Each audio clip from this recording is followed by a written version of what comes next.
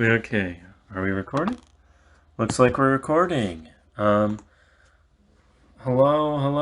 testing, testing. Uh, Today, I'm gonna be talking, and we're gonna be watching some video game footage together. I originally wanted to make this Anthem footage. For those of you who are unaware, Anthem is a video game that was recently announced to be going into maintenance mode, basically with games as a service, where the game is designed to kind of keep getting updates and new content and stuff over the course of time. Maintenance mode is where they stop doing that and they just kind of keep the servers running for the people who are already playing to kind of keep playing the content that's already there until they finally shut everything down.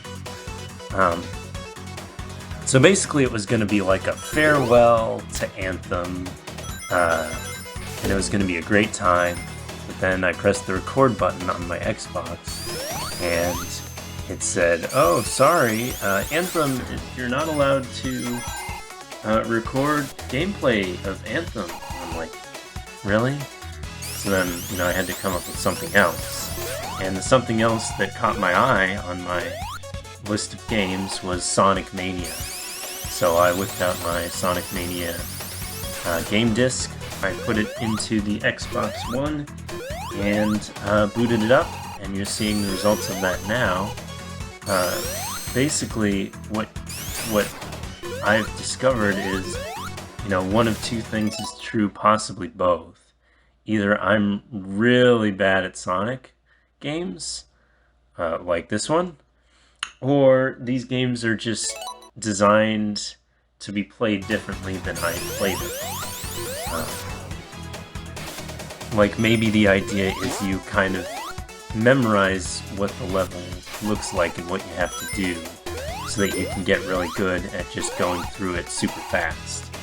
And, needless to say, I basically got stuck for quite a while trying to get through certain segments of this level. This was one of them, this kind of set of loop-de-loops here with the track was one of them. And the other one, the other one you'll see later. I don't want to spoil anything. But, yeah, so basically, Sonic Mania is a game that was made by the fans? At least sort of? It was made, at least in part, by people who just liked playing the Sonic games and wanted to develop their own. And I guess Sega was like, feeling generous, so they licensed it and published it and everything.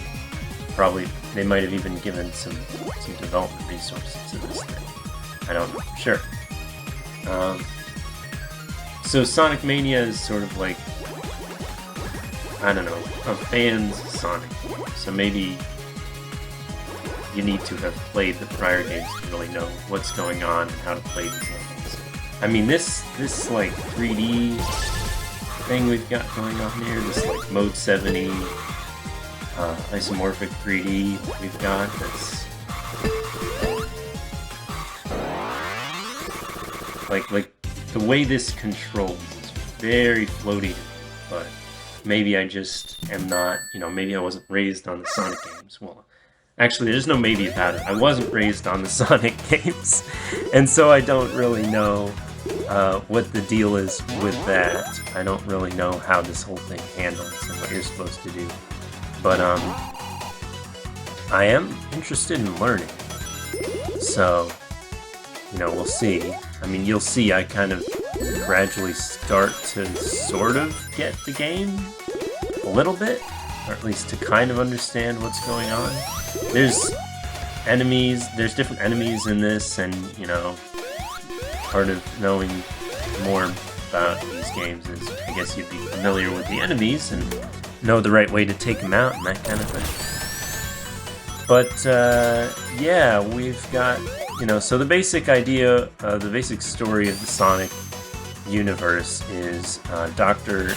Eggman, or depending on the version of the game, Dr. Robotnik. He's an evil mad scientist who has imprisoned all the animals who live in Morbius, which is the name of the planet slash strip, the universe that Sonic lives in, whatever it is. I don't know if the world is flat or not in this game, but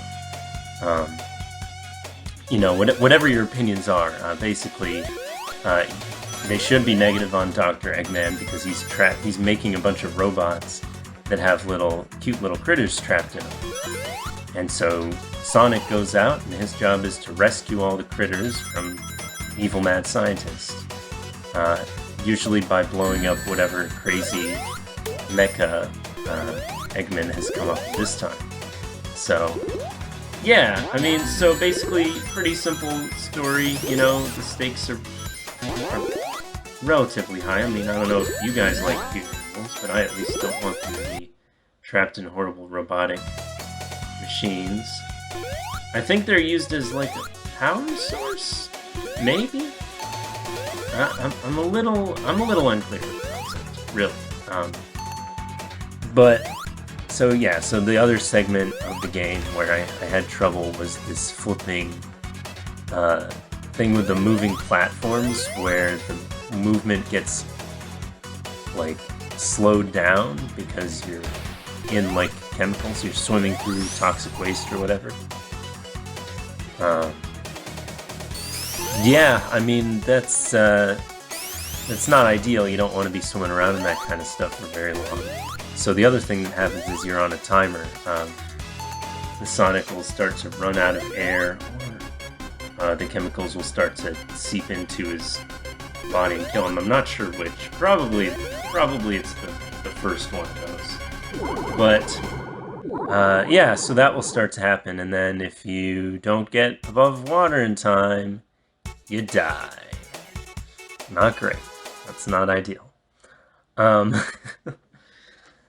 So, yeah, I definitely got sent back to the checkpoint on that one, at least a couple of times. I ended up deciding to split this video into 2 parts because I recorded 20 minutes of footage, and YouTube likes 10-minute and 1-second long videos. Or at least they did, or there was an urban legend that they did back in the old days. Listen to me say in the old days. Yes, in the old days of YouTube, this highly sophisticated technology platform. But anyways, they liked 10-minute and 1-second videos, so I'm going to try and do that here.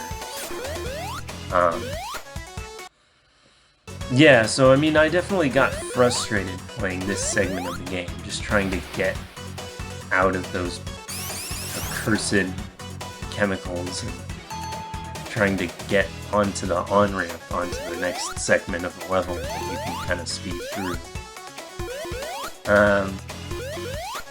Yeah, I mean, honestly, when I was a kid, I played Mario, and I'd be like, what?